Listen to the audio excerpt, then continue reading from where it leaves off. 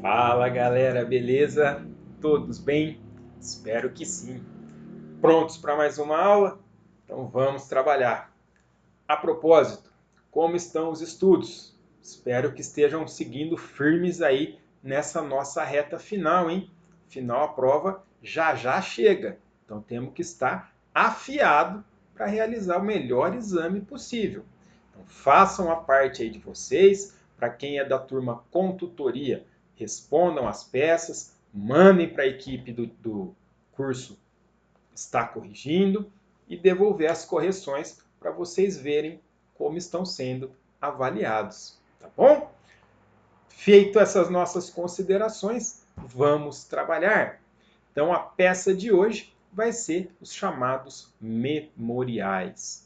Então vamos pôr na tela para vocês. Então, pessoal, os memoriais, eles também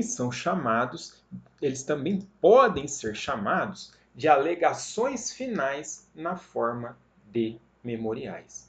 Então, no dia do exame, caso essa peça seja cobrada, vocês podem colocar tanto um nome quanto outro, tanto memoriais quanto alegações finais na forma de memoriais. E já já eu explico um pouquinho mais sobre isso aqui, tá bom? O prazo de apresentação dessa peça será de 5 dias. Lembrando que aqui nós estamos diante de um prazo processual. Então, como que eu conto o prazo processual? Eu excluo o dia do início e computo o dia do final. Então, se a pessoa ela foi intimada para apresentar os memoriais no dia 10, eu excluo o dia do início, né? Então eu vou excluir o dia 10 e começo a contar esse prazo do dia 11. Tá bom? Aí a gente conta lá 5 dias, 11, 12, 13, 14, 15. Dia 15 é o prazo de interposição, de apresentação dos memoriais. Tá bom? Lembrando ainda que prazo processual, caso inicie ou termine em um dia não útil, então se terminar ou começar num sábado, num domingo, ele deve ser prorrogado para o primeiro dia útil subsequente. Beleza? Então vamos supor que a pessoa foi intimada numa segunda-feira. Então eu vou excluir a segunda, começo terça, quarta, quinta, sexta, sábado. Opa, sábado não é dia útil. Então eu tenho que prorrogar para o primeiro dia útil subsequente. Então eu continuo sábado, domingo, segunda-feira. Se a segunda-feira não for um feriado, é ela o meu prazo para a apresentação dos memoriais. Tá bom? Além disso, os memoriais, eles também podem ser apresentados pelo assistente de acusação. Então prestem atenção nisso, pessoal. Por quê? Sempre que a OAB cobrou essa peça, até hoje, ela pediu para que o candidato atuasse como advogado de defesa.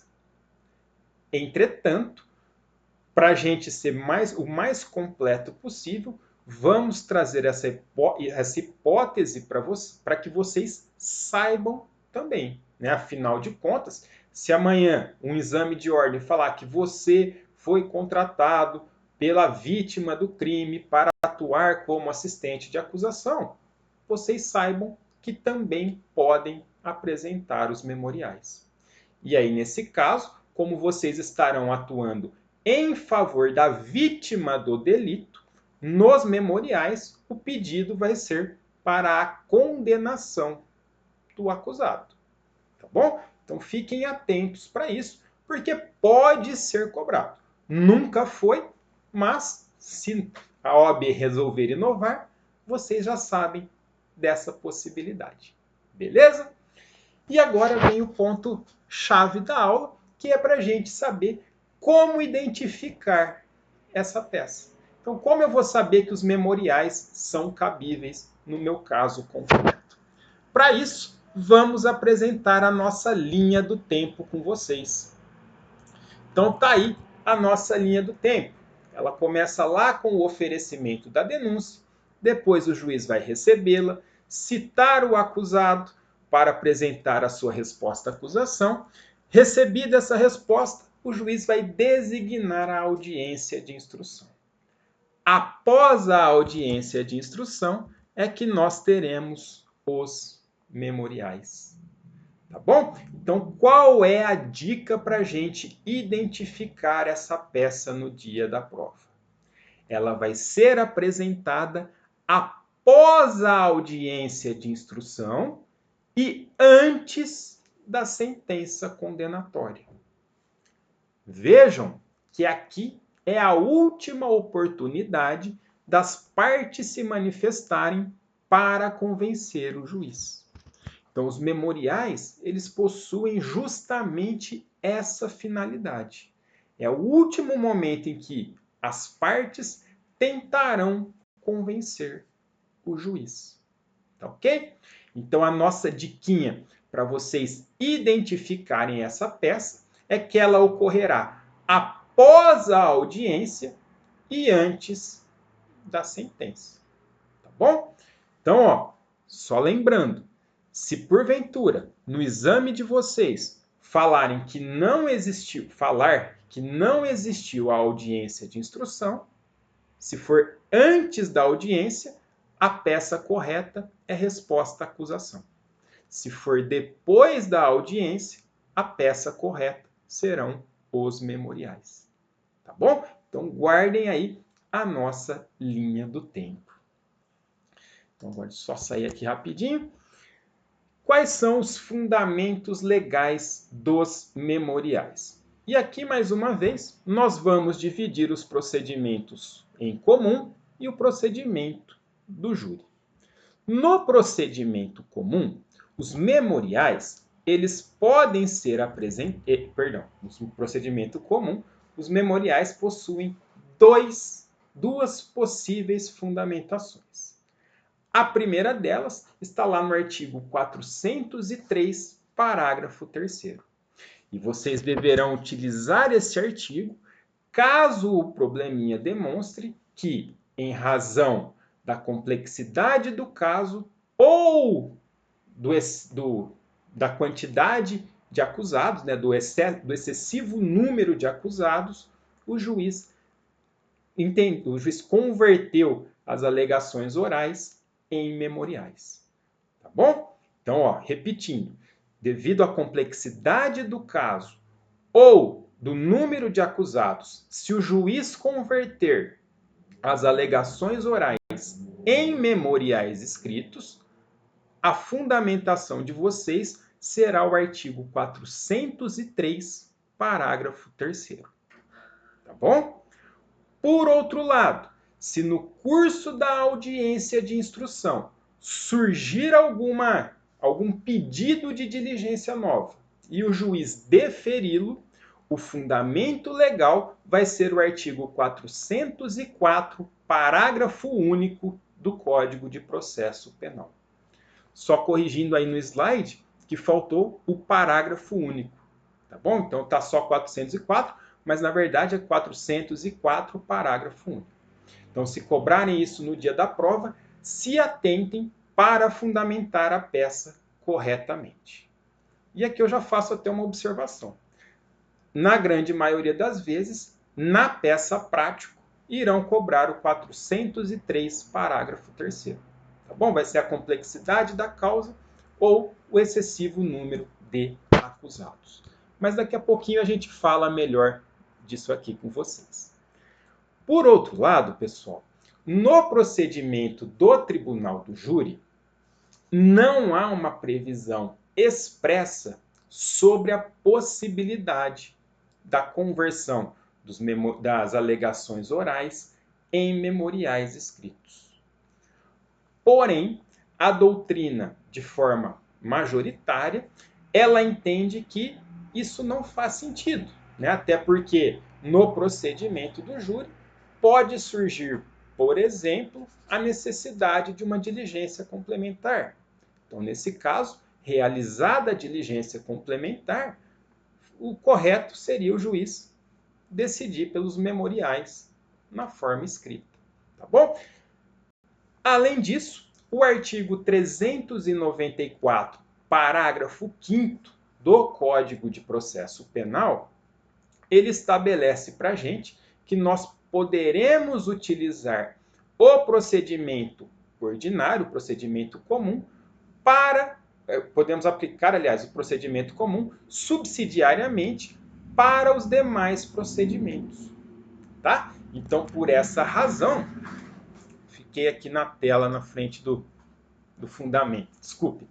Então, por essa razão, quando cair um memorial lá no tribunal do júri, nós teremos que utilizar o artigo 403, parágrafo 3º, ou o 404, parágrafo único, cumulado com o artigo 394, parágrafo 5º do CPP. Tá bom? Então, embora no júri não haja essa previsão expressa, nós utilizaremos as regrinhas do procedimento ordinário de maneira subsidiária. Beleza? Vamos aprofundar um pouquinho mais aqui com vocês, pessoal. Então, primeiro eu vou falar do procedimento comum, vou mostrar a nossa linha do tempo de novo, de uma forma diferente, para a gente entender a finalidade dessa peça processual. Então, vejam, está aí a nossa linha do tempo, né? Eu tenho o oferecimento da denúncia, depois o seu recebimento, depois nós teremos a citação, a resposta à acusação, há uma possibilidade de absolvição sumária. Depois disso, eu tenho a audiência de instrução e julgamento, a audiência de instrução, melhor dizendo. Depois, o juiz converte em memoriais e, por fim, profere a sentença. Então, vejam que os memoriais são a última oportunidade das partes se manifestarem. Tá? Vamos trabalhar um exemplozinho só para a gente visualizar passo a passo dessa linha do tempo. Então vamos imaginar que o José está sendo acusado da prática de um roubo a uma padaria. Então o José foi acusado deste crime. Então o Ministério Público foi lá, ofereceu a denúncia. O juiz analisou os requisitos da denúncia e viu que não era causa de rejeição. Portanto, ele recebe a denúncia e já manda citar o José. Uma vez citado, o José ele vai apresentar a resposta à acusação. De posse dessa peça, o juiz vai analisar se é ou não o caso de uma absolvição sumária.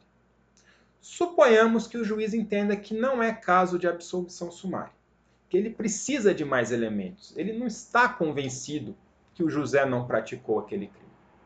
Então ele vai designar a audiência de instrução. Nessa audiência, nós vamos produzir o grosso das provas. Então nós vamos ouvir a vítima, vamos ouvir as testemunhas e, por fim, o último ato é o interrogatório do acusado. Então, se tiver prova pericial, quiser ouvir perito, também pode ouvir nessa audiência, entre outras provas. Tá bom? Então, no nosso exemplo, o José está sendo acusado de um roubo a uma padaria. Vamos até melhorar o exemplo aqui. Chegou ali na audiência, nós vamos ouvir a vítima do crime. Então a gente vai lá chamar o padeiro, ele vai ser ouvido nessa audiência. Depois disso, nós vamos ouvir as demais vítimas que presenciaram o roubo. Então, se tiver algum cliente, se tiver outro funcionário na padaria, se tiver algum policial que realizou a prisão do José em flagrante, todas essas pessoas podem ser ouvidas como testemunha, desde que devidamente arroladas. Tá bom? Então a gente ouve primeiro as testemunhas de acusação, depois as testemunhas de defesa, e o último ato da audiência é o interrogatório do José. Então o José vai dar a sua versão final do que aconteceu.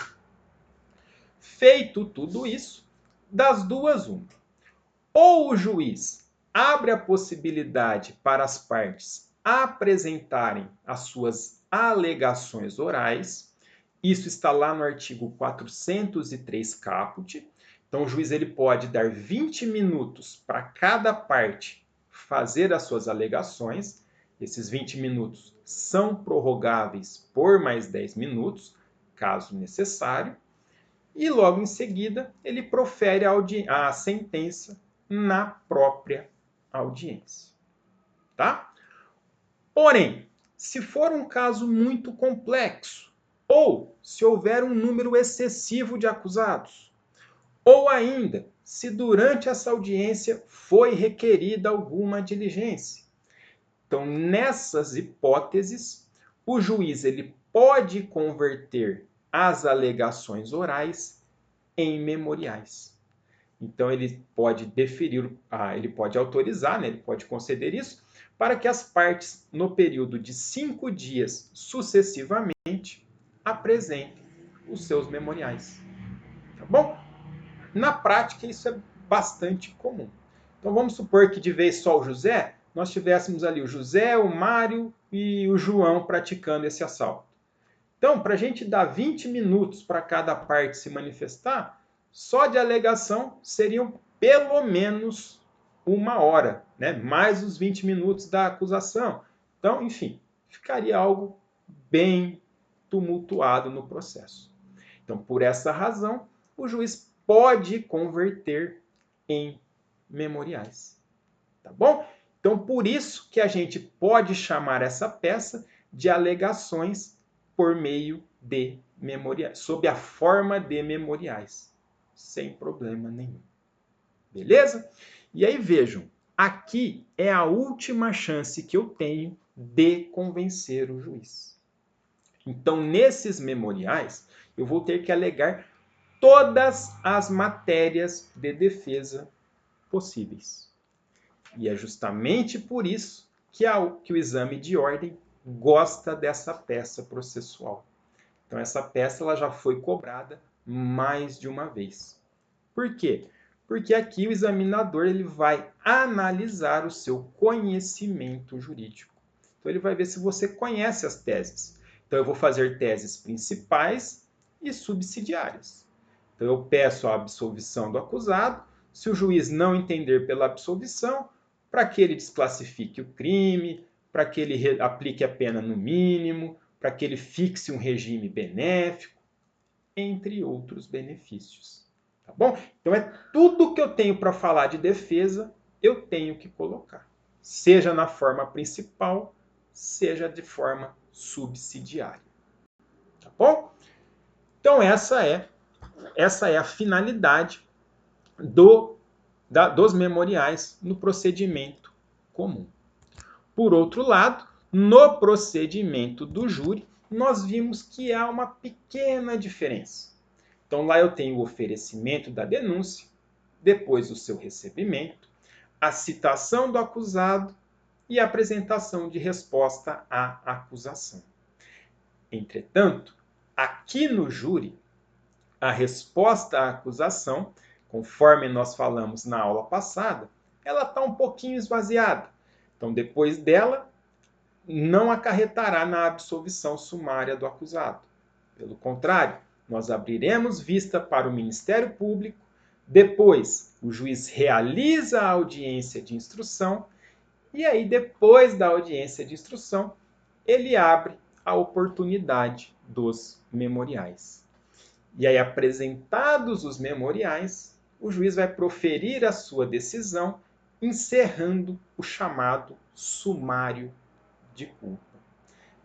Então, aqui, no procedimento do júri, a decisão do juiz ela pode acarretar em 4 situações. Primeira delas, o juiz pode pronunciar o acusado, nos termos do artigo 413 do CPP. Depois, ele pode impronunciar o acusado, desde que não esteja convencido da materialidade do delito ou da autoria ou participação daquele acusado. Então, ele vai impronunciar, artigo 414. Pode ainda absolver o acusado sumariamente. Então, as hipóteses de absolvição sumária no tribunal do júri estão lá no artigo 415 do CPP. Então, atentem-se a essas hipóteses, tá? Vou até fazer uma breve leitura aqui com vocês.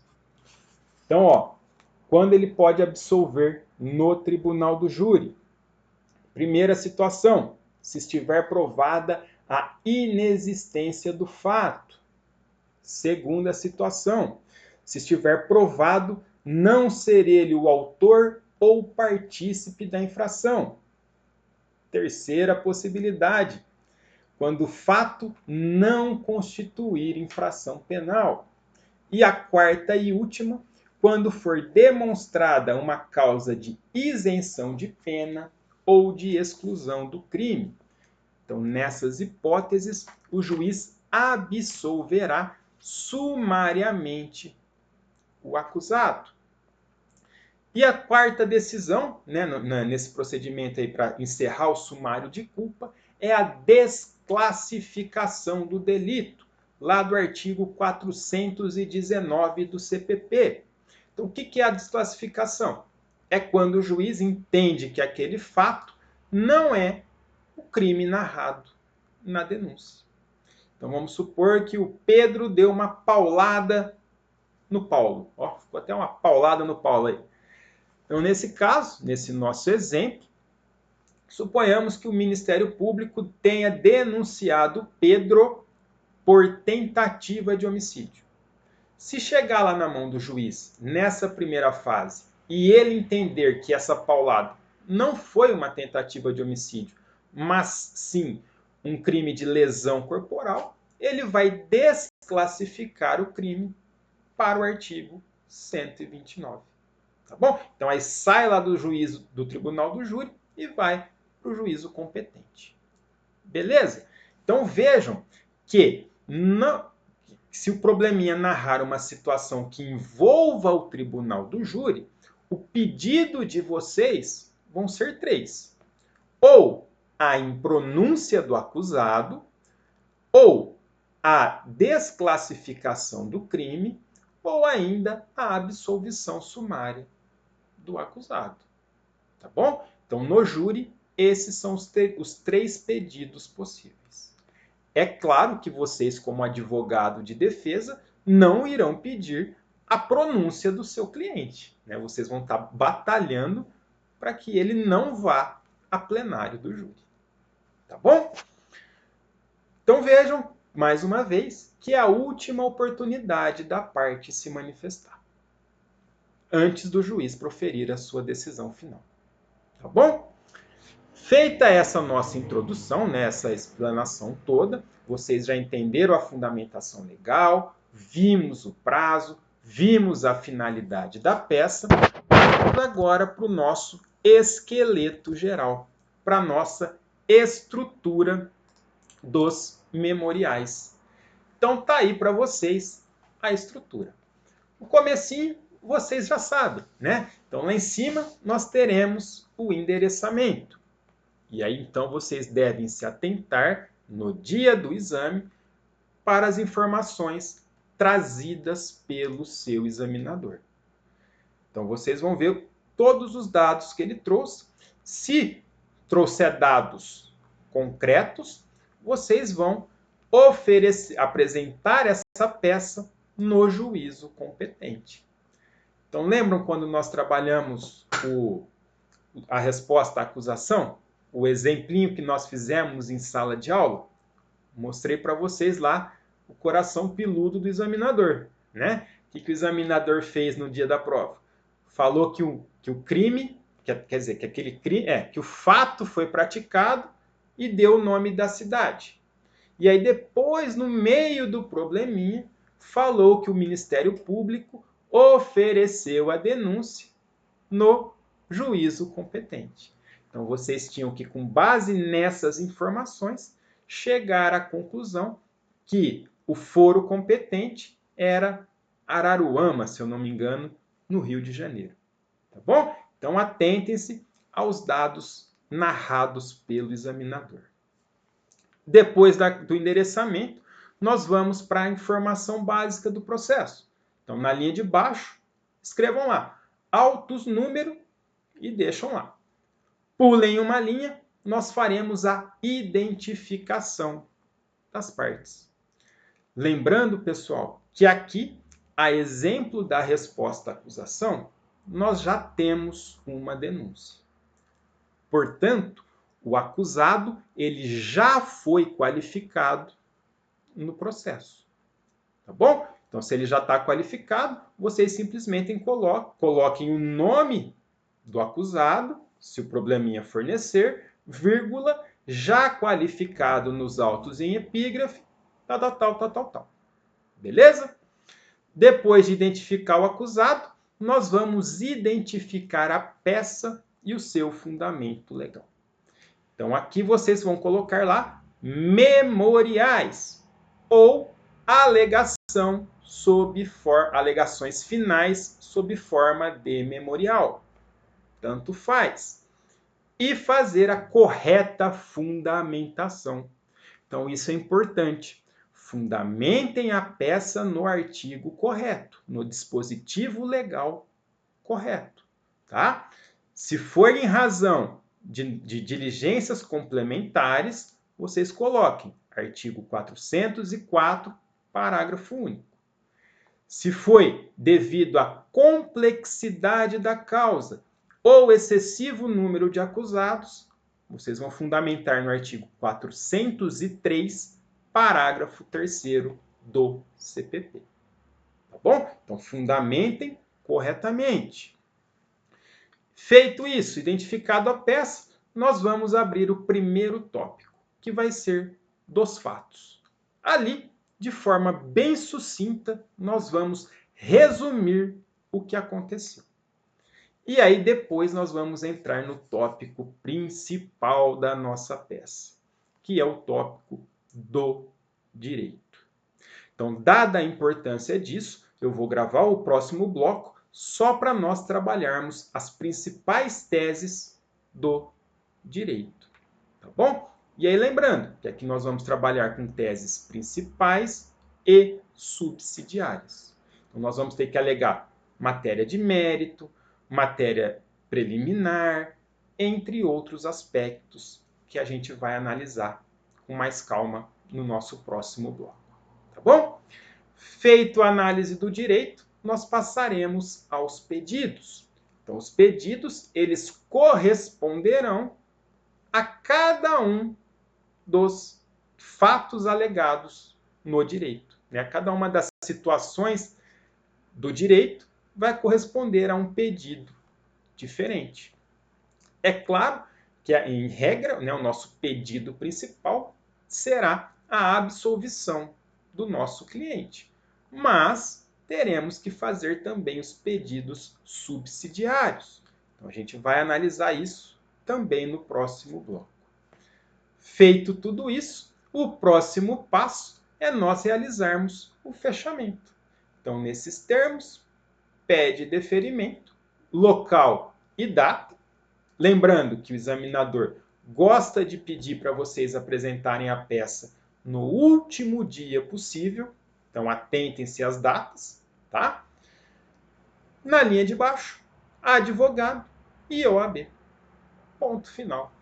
Essa é a estrutura dos nossos memoriais, tá certo?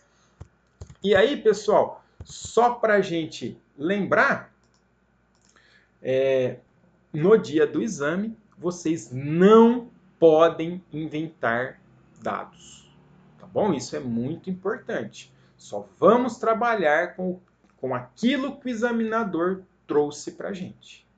Do contrário, pode caracterizar uma identificação de peça e isso vai acarretar em uma nota 0 para vocês.